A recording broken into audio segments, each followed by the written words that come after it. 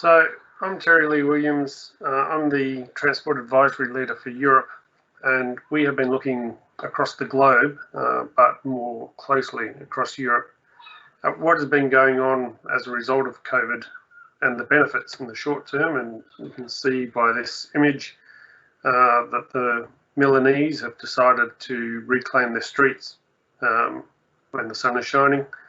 Cars have taken a much lesser part of life, and pedestrians are reclaiming spaces. And that's a good upside. What we're talking about, though, is recalibration and not revolution. I think it's important that we remain optimistic about cities, but cities will become an experience again, not something that we are enslaved to attend 5 days a week, but something that we choose to visit because they give us something.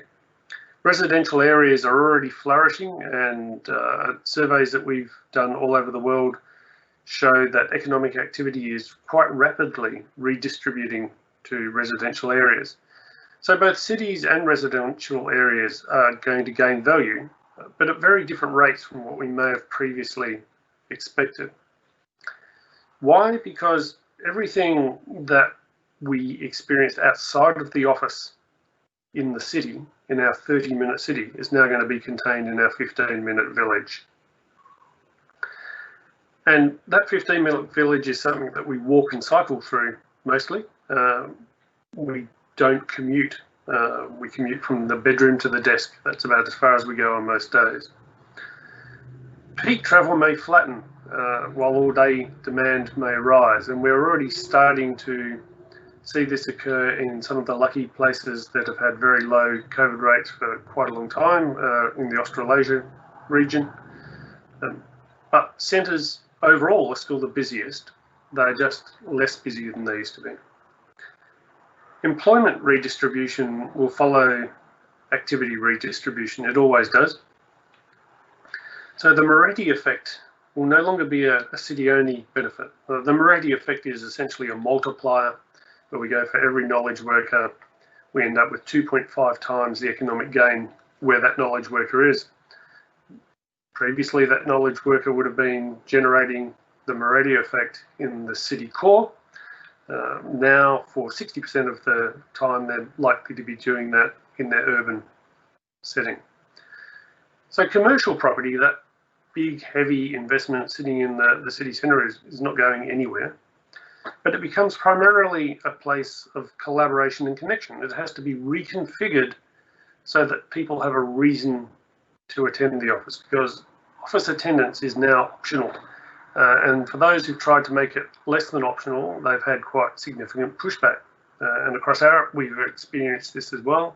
We've had very low office attendance, even for offices that are opening, until we start to make team days more common, collaboration events and information sharing events more common, and build the social into the workplace. Private property becomes your home, as it has been, but it's also your focused working place, and it's something that a lot of knowledge workers particularly value.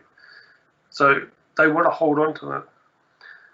So when we think about how we value places and how we value projects and how we appraise what we're going to do next, we focus on trip time, trip value, trip generation, value capture, fleet distribution, frequency distribution. None of these things are reliable anymore using our previous thinking. We must appraise on the basis that about 40% of people will work from home about 40% of the time. We need to adopt new tools, and Arup's been building those new tools so that you can choose the sequence of investments post-COVID that support that optional attendance in the city. But you also have to apply new tools to avoid habitual thinking. And the habitual thinking is the danger area, where if we think like we did previously and we try to spend like we did previously, we will not generate value as we did previously. Thank you.